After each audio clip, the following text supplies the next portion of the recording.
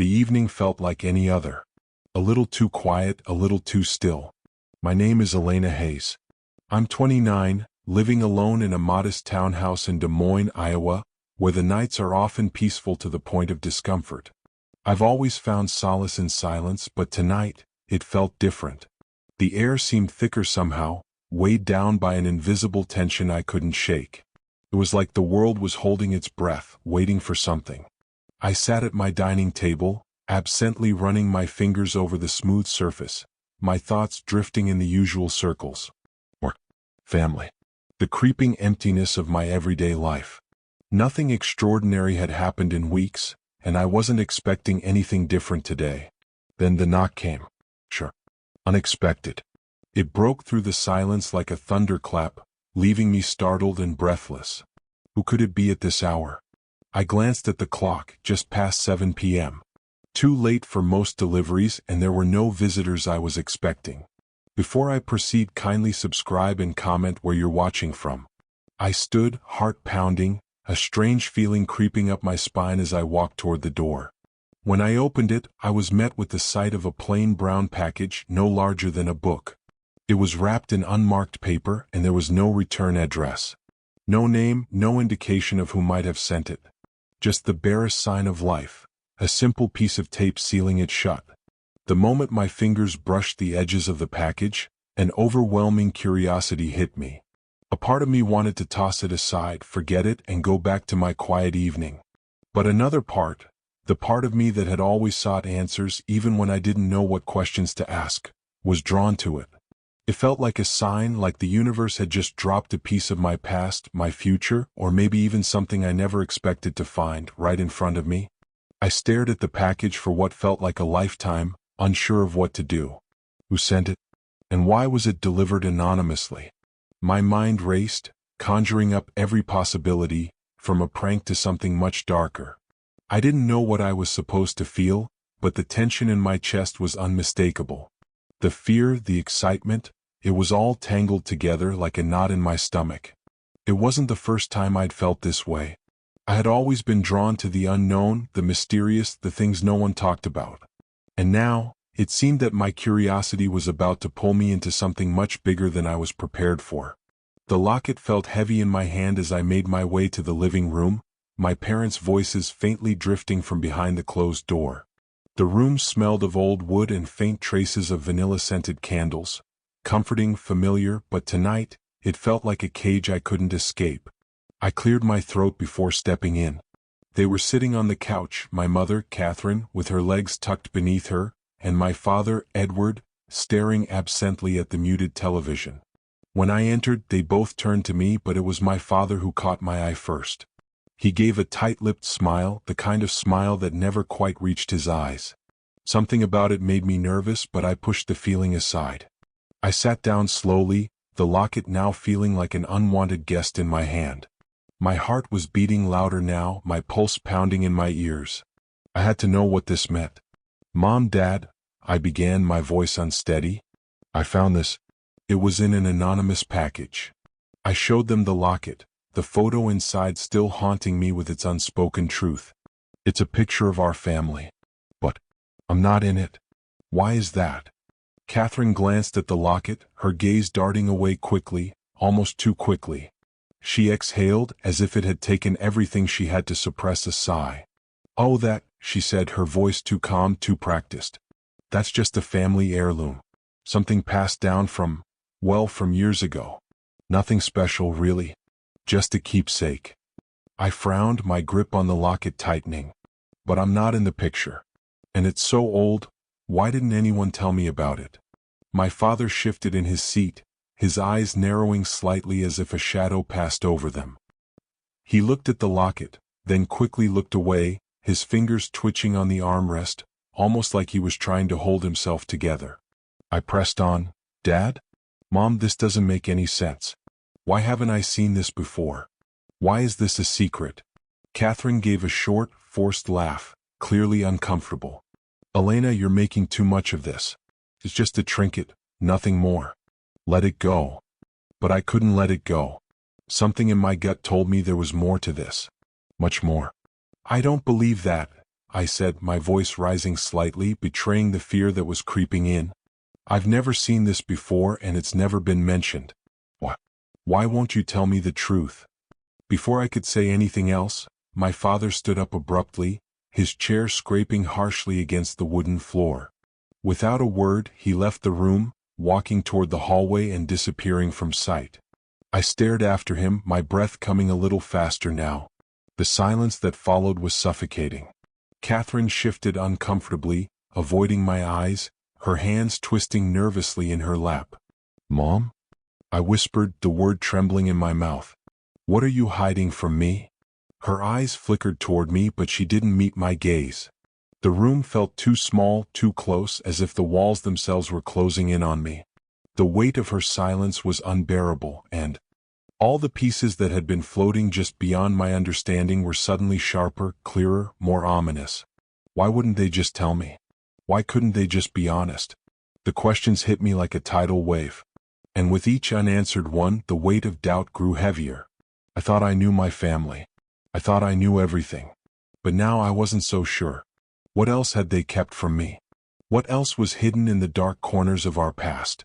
The questions buzzed in my head, growing louder with every second. I needed to know the truth. No matter how painful it was, no matter what it meant for me, or for them. The following days felt like a haze of uncertainty. My mind kept circling back to that locket, the unmarked package, and the unspoken words that hung heavy between my parents and me. The weight of their silence was crushing, but it wasn't just their refusal to tell me the truth that haunted me. It was the nagging feeling that something deeper, something darker, was hidden from me. Something I needed to know. I couldn't let it go. I had to know what they were hiding, even if it meant I had to tear apart my family's history to find the pieces. I spent the next few nights combing through old family albums and diaries, searching for anything that might explain the gaps in my memory. At first, I thought it was just my imagination. But the more I dug, the more I began to notice the subtle inconsistencies. The odd gaps in timelines, photographs missing, and names in the captions that seemed too familiar, too distant. One photo in particular stood out to me. It was a picture of my parents and Ben, taken at some family gathering years ago. But it wasn't just the absence of me in the photo that bothered me, it was the fact that the image itself was slightly faded, like it had been handled too many times or purposefully kept out of sight. My hand shook as I traced the edge of the picture with my finger, the realization slowly sinking in. They were hiding something. Something bigger than I could have imagined. The next night, I searched through drawers and old filing cabinets, desperate for answers. My heart was racing. What would I find? Was there anything in this house that could finally explain the strange feeling that had been gnawing at me for days?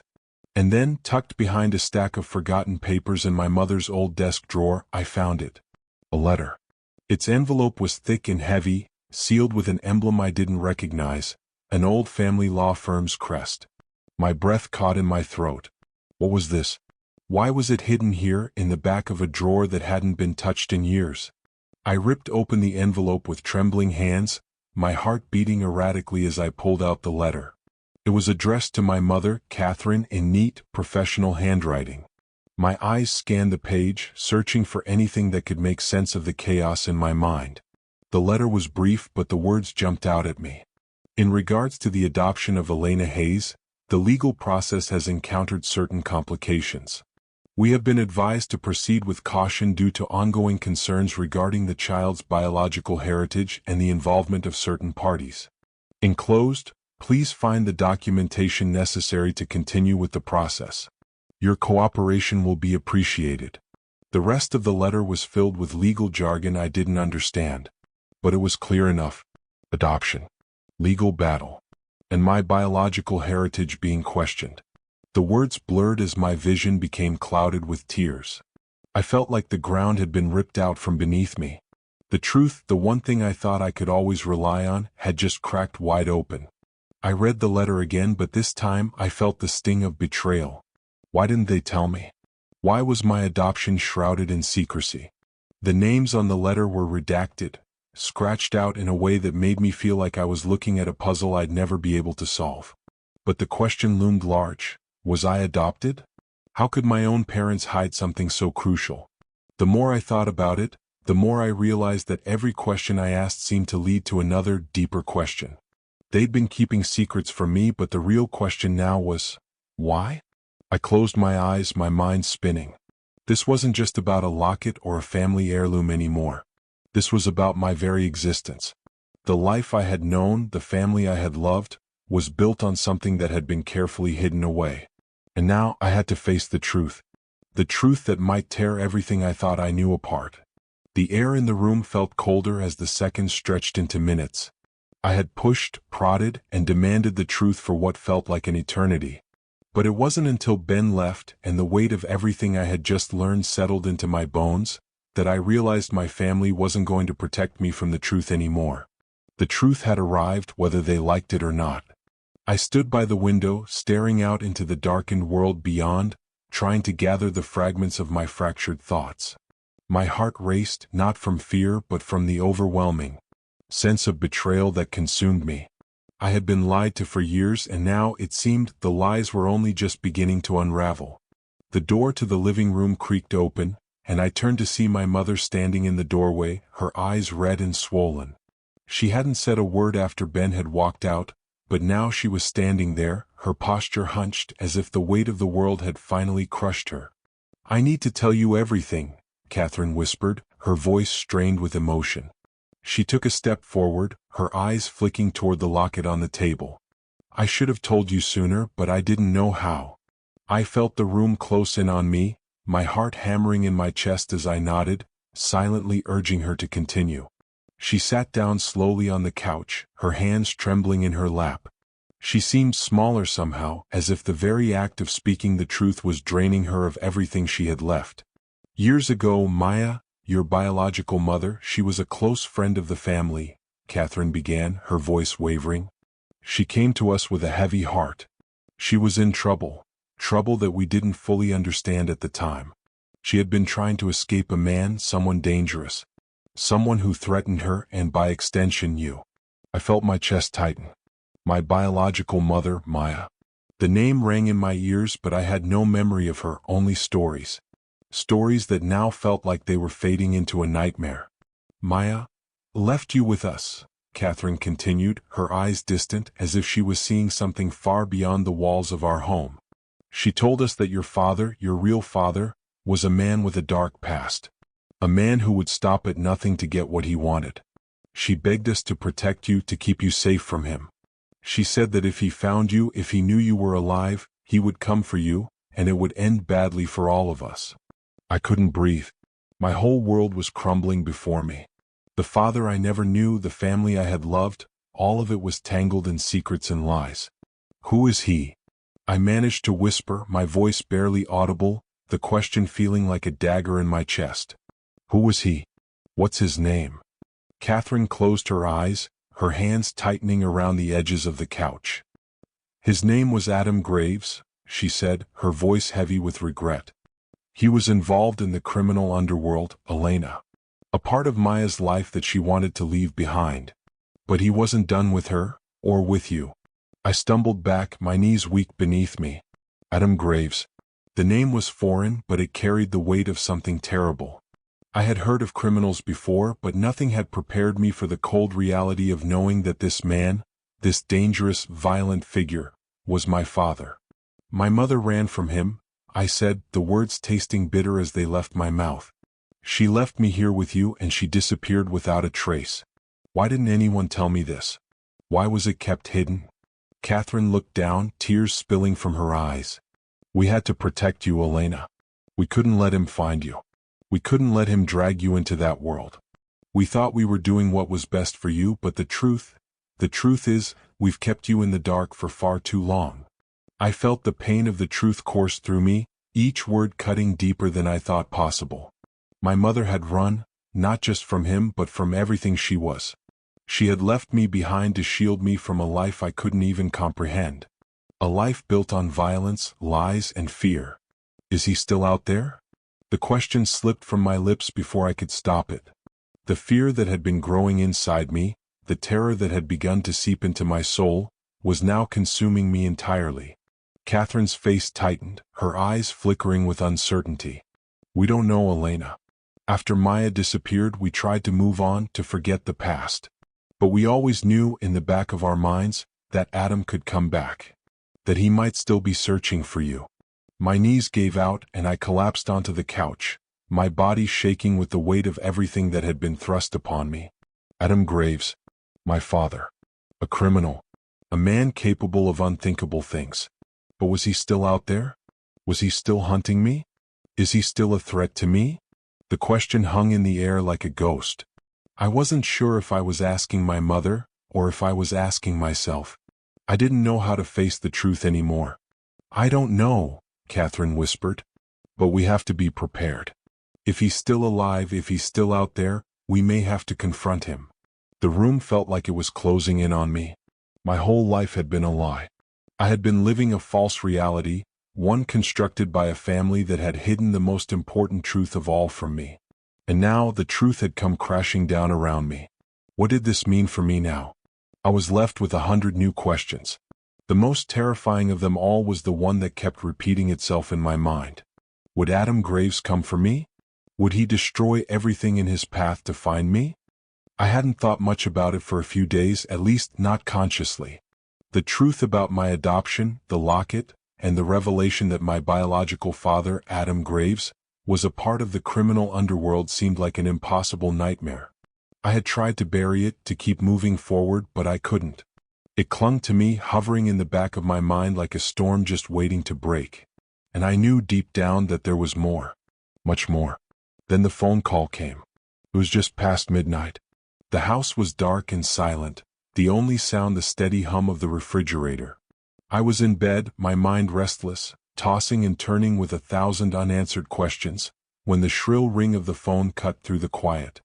I groggily reached for it, my eyes barely open. The number was unknown. A cold knot formed in my stomach and I instinctively felt that something was wrong. I hesitated for a moment, then answered. Hello. A pause, then a low, gravelly voice spoke, sending a chill down my spine. Stop digging into your past, Elena. You're not ready to hear the truth. You'll only make things worse for yourself. My breath caught in my throat. I sat up, every nerve in my body now alert. The voice on the other end was calm, too calm, like someone who had been waiting for this moment for a long time. I know about the locket, the voice continued. I know about your adoption. I know everything about you. The words hit me like a punch to the gut. Who was this? How could they possibly know so much about me? My hand trembled as I gripped the phone, my mind racing. The voice continued, its tone low and menacing. You should have stayed in the dark, Elena. You have no idea what you're dealing with. But you've already started, so now you'll have to finish it. Just remember, there's no turning back. The line went dead. I sat there for what felt like hours, frozen in place, the phone still pressed to my ear. My mind reeled. How did they know? The voice had mentioned the locket, my adoption, things that no one but my family and I knew about. Had my biological father been watching me all along? Had he known I was digging into my past, trying to uncover the truth? I felt the fear creeping back into my life, the same fear that had gripped me when I first found out about my adoption. When I learned that my biological father was a man with a violent past. I had tried to push it all aside to go on with my life, but now, it was clear that the past was not done with me. I couldn't shake the thought. Was Adam Graves alive? Had he been keeping tabs on me, lurking in the shadows, waiting for the right moment to make himself known? The questions flooded in, each one more terrifying than the last.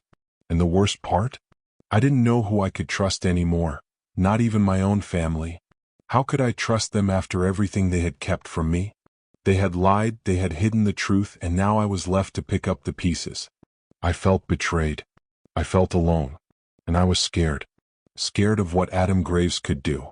Scared of what else I would uncover if I continued to dig into my past. I had thought I wanted answers, but now I wasn't so sure. Could I even handle the truth if I found it?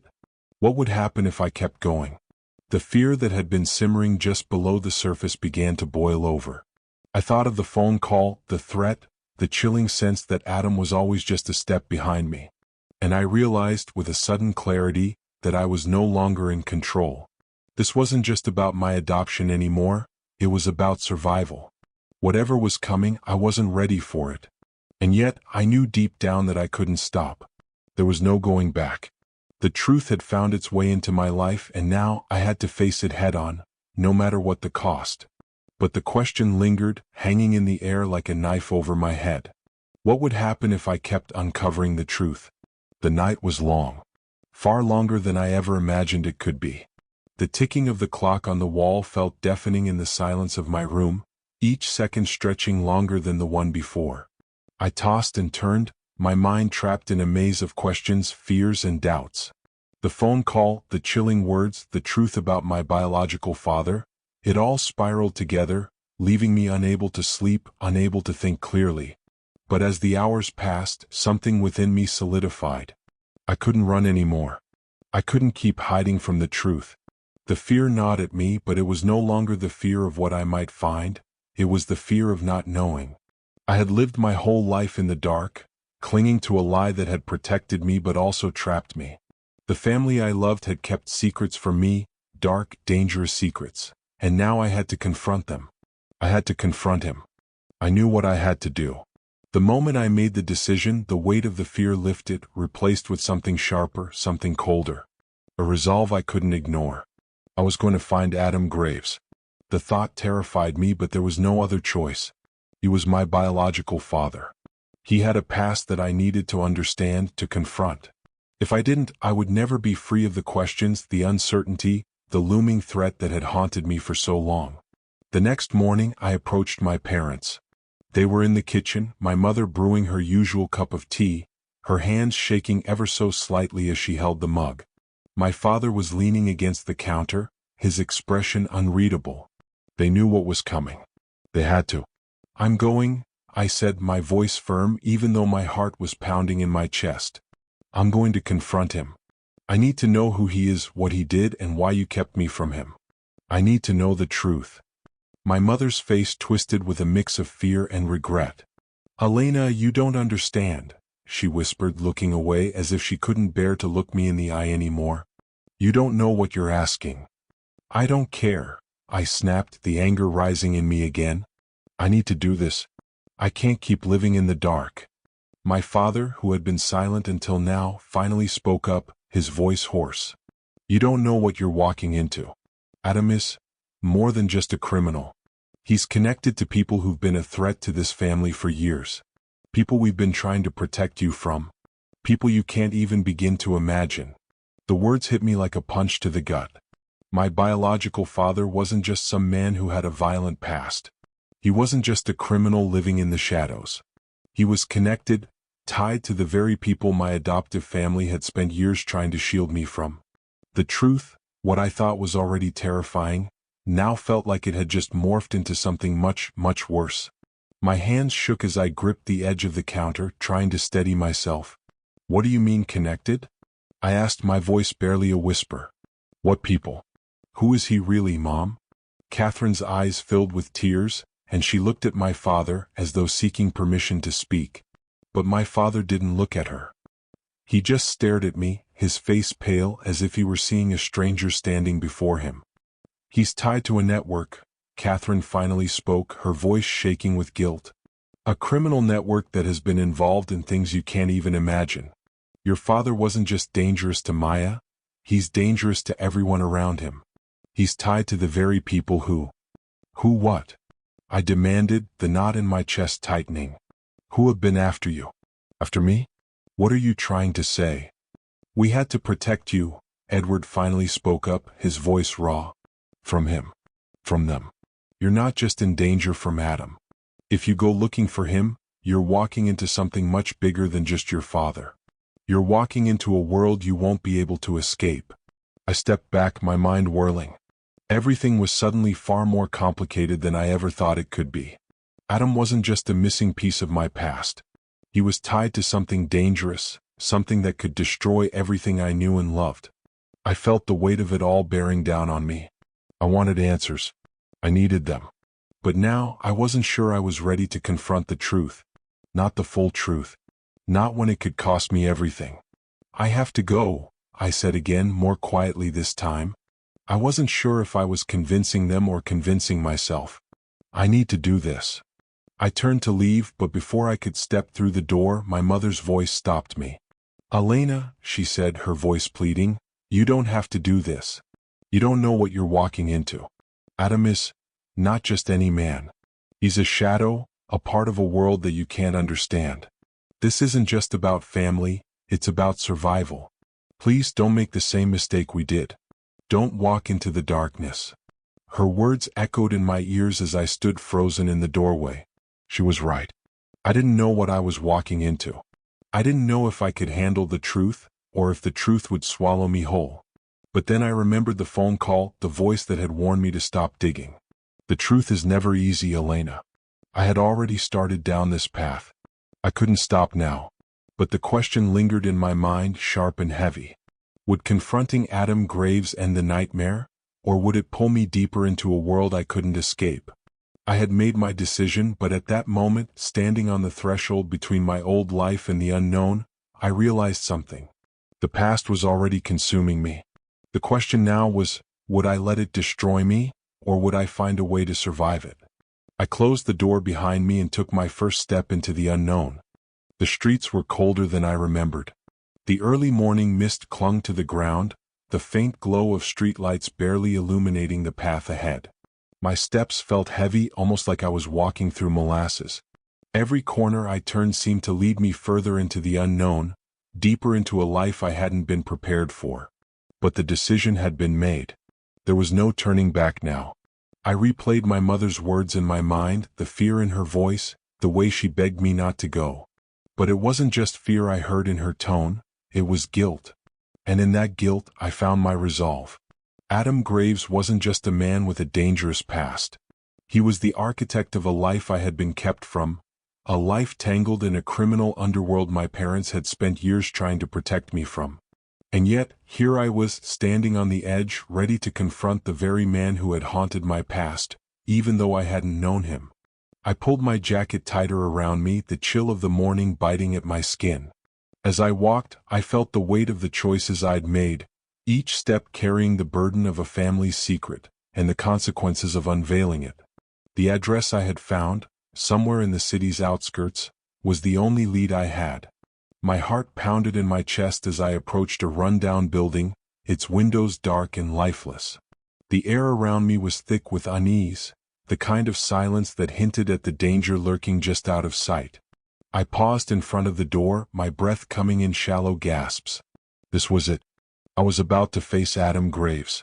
I could feel the truth pressing down on me, waiting to be uncovered. But as I reached for the door, I heard something behind me, a faint shuffle of footsteps, too quiet to be natural. I spun around, my heart skipping a beat, but there was nothing. The street was empty, save for the distant hum of traffic and the occasional stray cat darting between alleyways. My pulse quickened. Was it just my nerves, or was someone following me? The hairs on the back of my neck stood up as I shook the feeling off. I couldn't afford distractions now. I had come too far to turn back. I turned the knob, slowly pushing the door open. The creak of the hinges seemed louder than it should have been, echoing through the empty building. My hand trembled as I stepped inside, the musty smell of decay hanging in the air.